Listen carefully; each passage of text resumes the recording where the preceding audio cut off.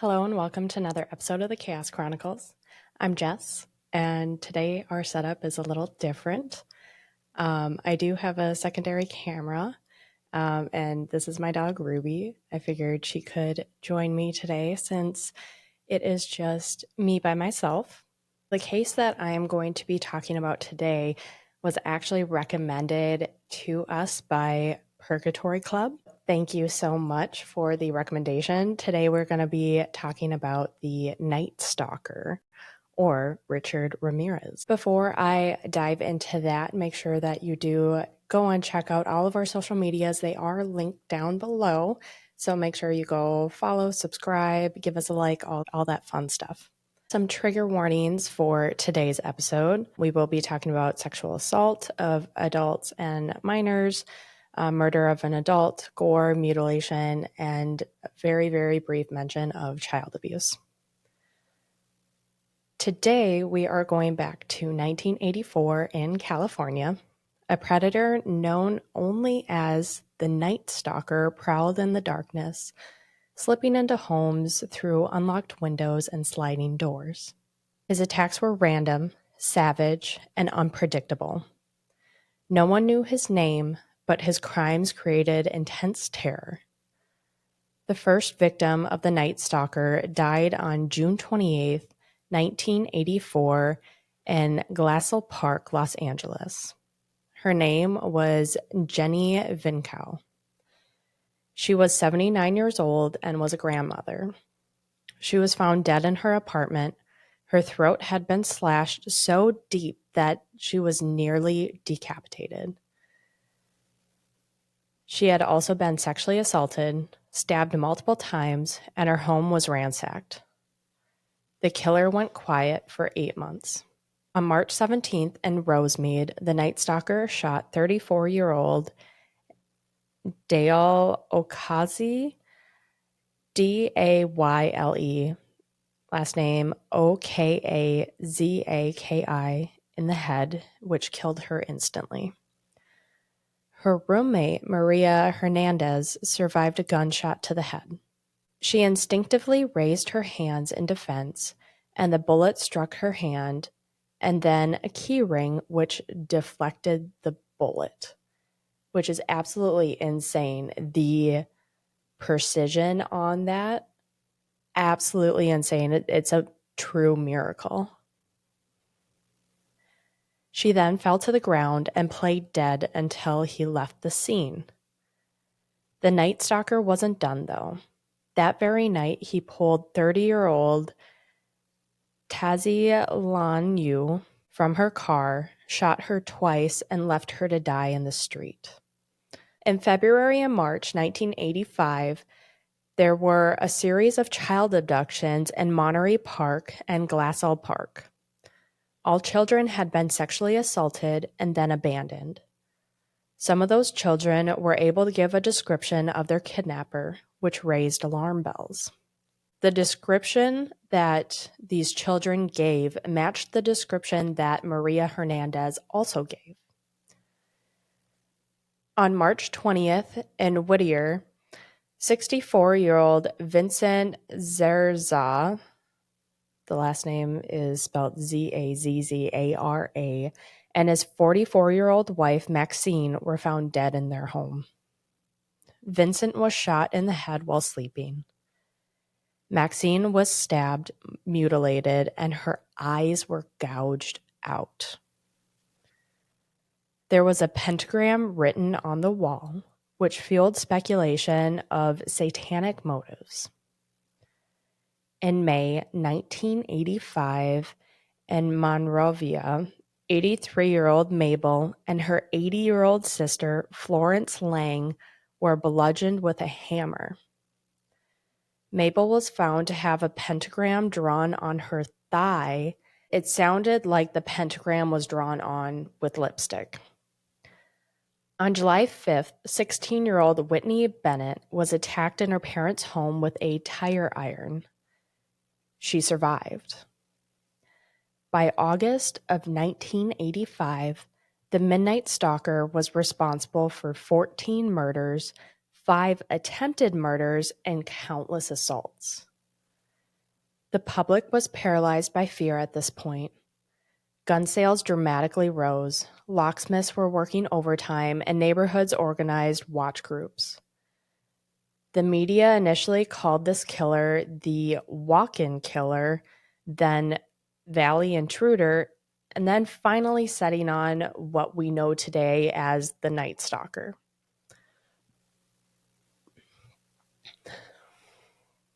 Survivors describe the Night Stalker as being a tall, lanky male with dark hair, rotting teeth, a rancid odor, and would often dress in dark clothes and a black members-only jacket. His shoe prints were unique as well and were found at many scenes. They were Avia sneakers. In Los Angeles, a task force led by Detective Frank Salreno and his partner Gil Carroll worked on linking crimes through ballistics, shoe prints, and a single fingerprint that was found on a stolen Toyota's rear view mirror in Mission Viejo. Now, if that wasn't enough, we're going to be talking about some more brutal murders.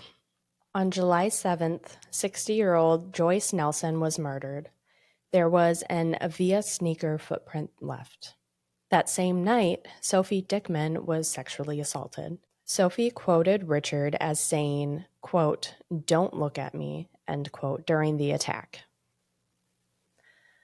On August 8th, 1985, in Sun Valley, the killer shot 35-year-old Elias Abuath in the head.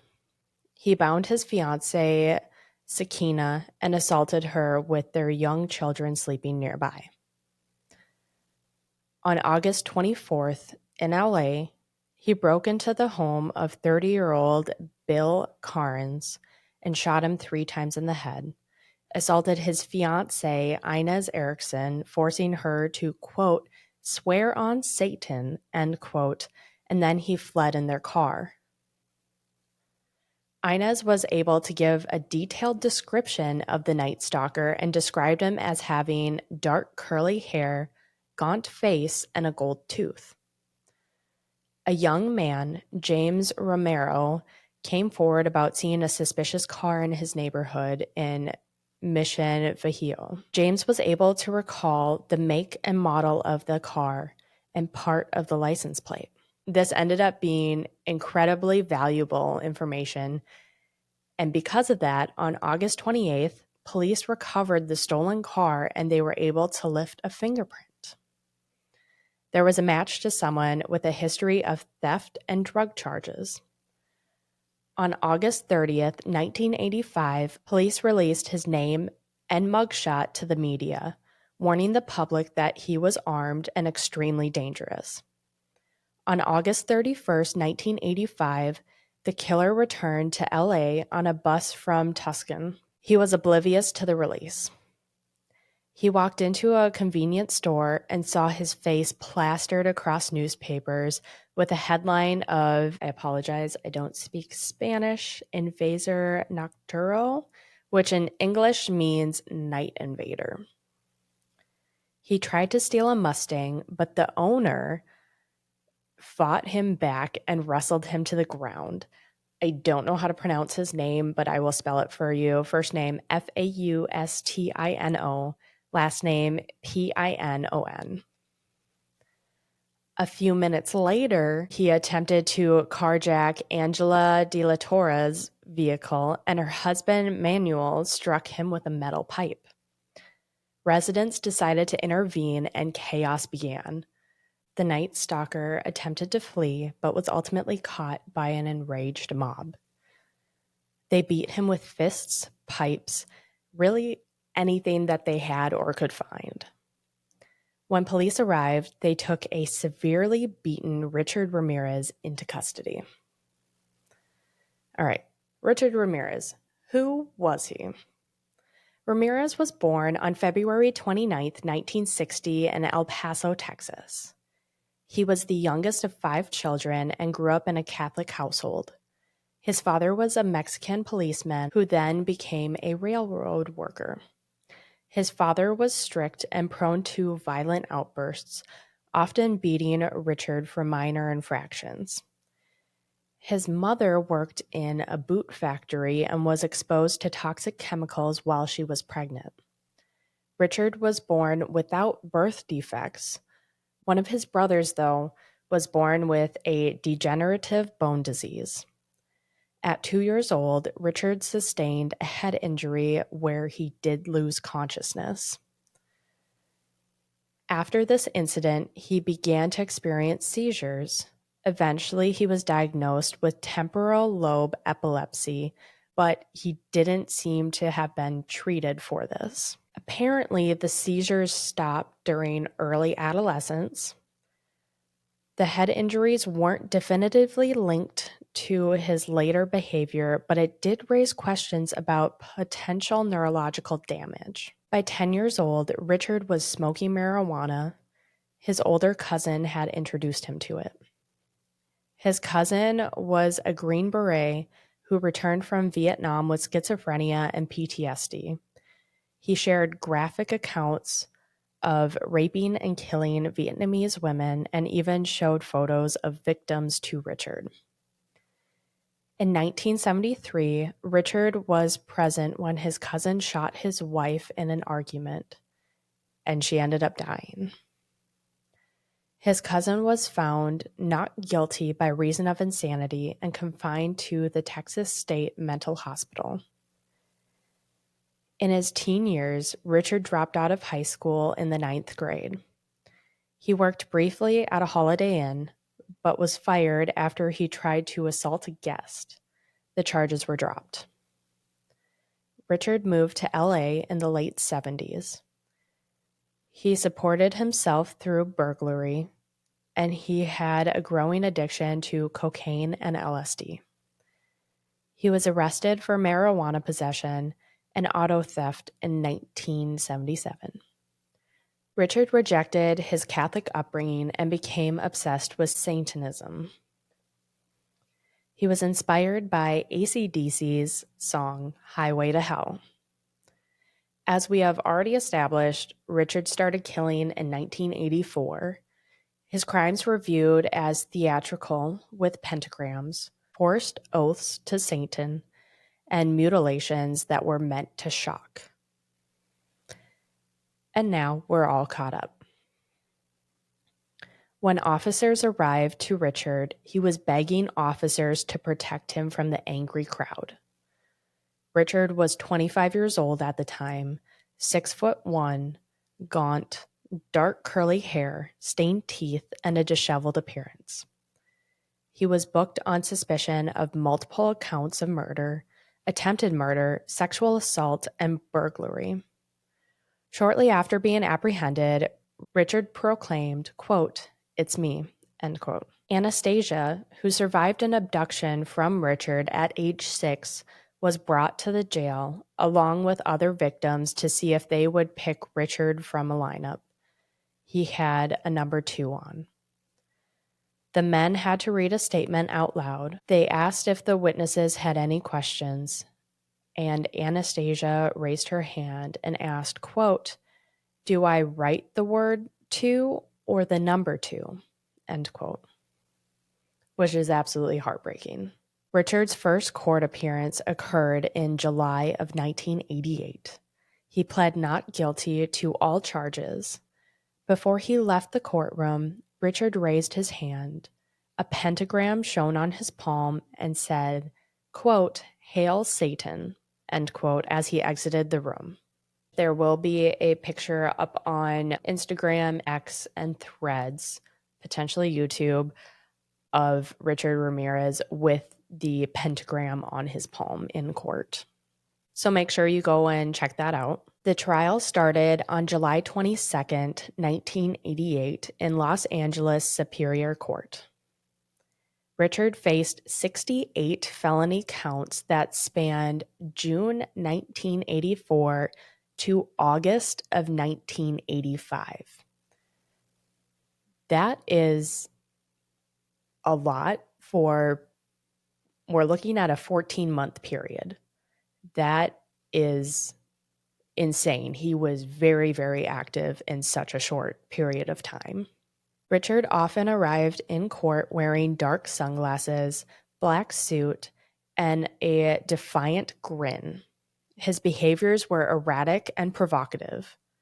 On several occasions, he would flash a pentagram drawn on his palm to the jury and spectators and would shout, quote, "Hail Satan," end quote. According to the Los Angeles Times, he disrupted the courtroom by laughing during victim testimonies and taunting prosecutors. In one moment, he even declared, quote, "You don't understand me.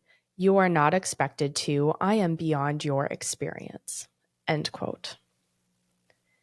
The prosecution presented forensic matches of fingerprints, shoe prints, ballistics, survivor testimonies, as well as physical items that Richard had stolen from his victims.